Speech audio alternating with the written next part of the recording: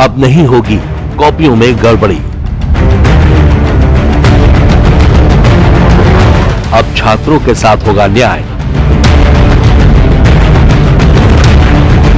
कक्षा 12 के लिए शुरू होगी ऑन स्क्रीन मार्किंग। अब कॉपियों के ढेर, लंबा इंतजार और चेकिंग में गड़बड़ी का दौर खत्म होने वाला है। सीबीएसई अपनी परीक्षा व्यवस्था में करने जा रहा है अब तक का सबसे बड़ा डिजिटल ट्रांसफॉर्मेशन। अब रिजल्ट आएगा फास्ट, गलती होगी कम और छात्रों को मिलेगा पूरा न्याय। दरअसल इस बार सीबीएसई 12वीं के 17 लाख से ज्यादा स्टूडेंट्स की कॉपियां ऑन स्क्रीन मार्किंग सिस्टम यानी OSM सिस्टम से जांची जाएगी। मतलब यह है कि इन्हें डिजिटल तरीके से जांचा जाएगा। सीबीएसई ने कक्षा 12 के लिए ऑन स्क्रीन मार्किंग शुरू करने का निर्णय लिया है। सीबीएसई की कक्षा 12 बोर्ड परीक्षा की कॉपियों का मूल्यांकन अब OSM के जरिए होगा।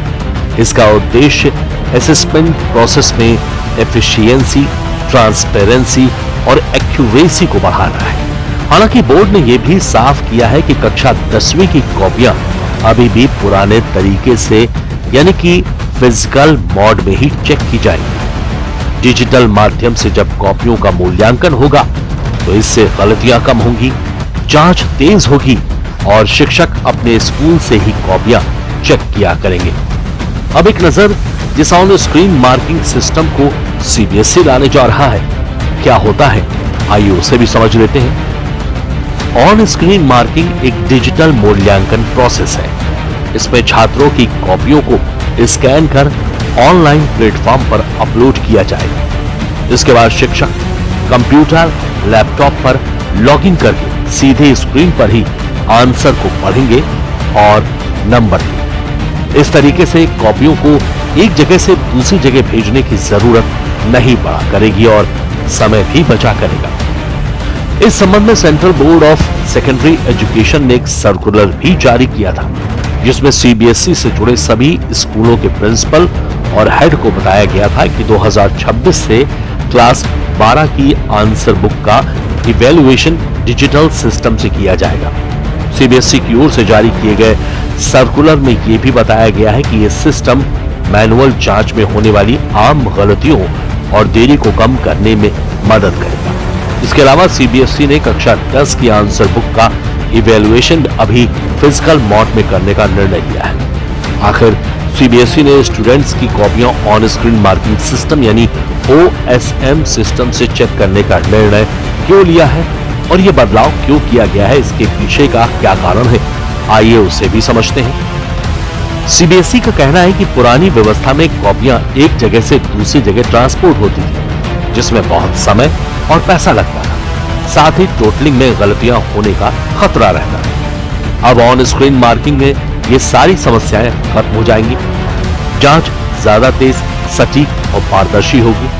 टीचर अपने स्कूल में रहकर ही मार्किंग कर सकेंगे।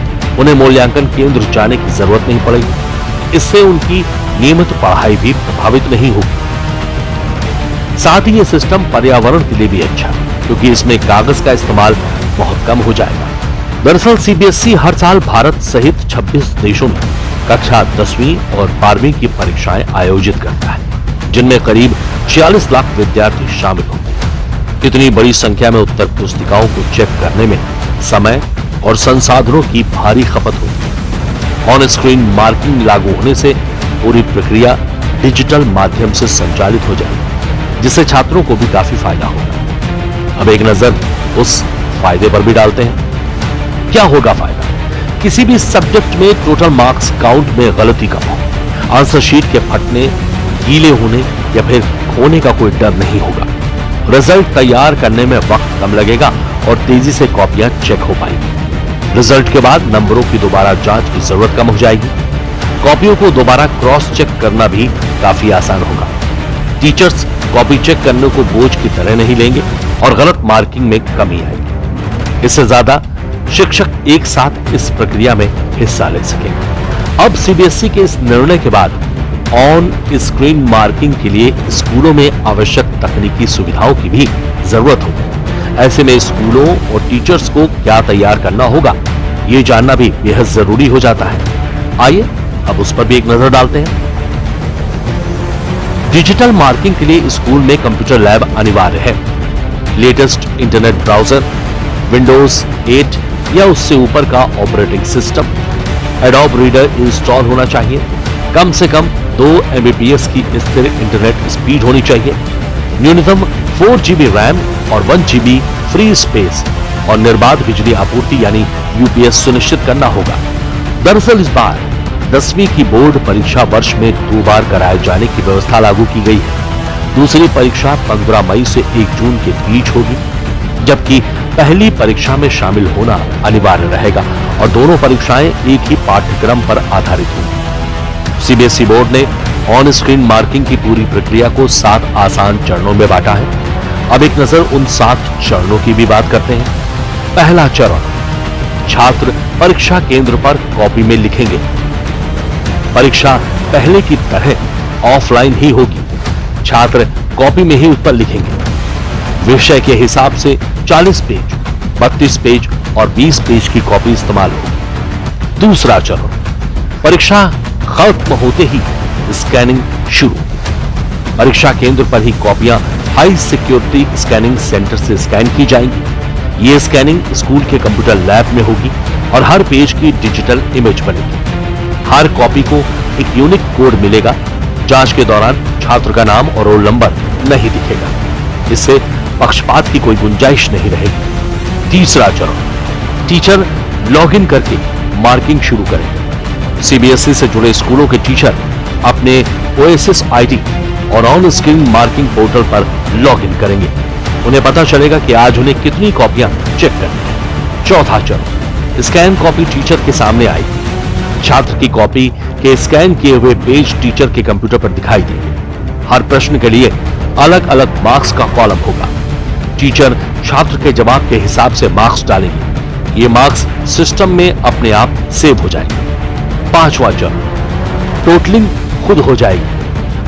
पूरी कॉपी चेक होने के बाद टीचर को जोड़ घटाव करने की जरूरत नहीं पड़ेगी। सिस्टम खुद टोटल निकाल लेगा। छठा चरण, कुछ कॉपियां दोबारा चेक के लिए होंगी। कुछ कॉपियां रीचेक या मॉडरेशन के लिए वरिष्ठ परीक्षक को दिखाई जा सकती है। पूरा ट्रैक रिकॉर्ड सिस्टम में रहेगा कि किस टीचर ने कब कितनी देर में मार्किंग की। सातवां चरण, अंक सीधे रिजल्ट डेटाबेस में। मार्किंग खत्म होते ही अंक सीधे CBSE के रिजल्ट डेटाबेस में पहुंच जाया करेगा। कोई मैनुअल एंट्री या दोबारा सत्यापन की जरूरत नहीं होगी। रिजल्ट तय तारीख पर कम विवाद और ज्यादा भरोसे के साथ आएगा। CBSE ने स्पष्ट किया है कि मूल्यांकन प्रक्रिया में किसी भी प्रकार की लापरवाही या बाधा को गंभीर उल्लंघन माना जाएगा और संबंधित स्कूल और शिक्षक के विरुद्ध नियमानुसार सख्त कार्रवाई की जाएगी। ये पहल शिक्षा प्रणाली को डिजिटल युग के अनुरूप बनाने की दिशा में महत्वपूर्ण कदम माना जा रहा है, जिससे मूल्यांकन प्रक्रिया अधिक पारदर्शी और समयबद्ध हो सकेगी।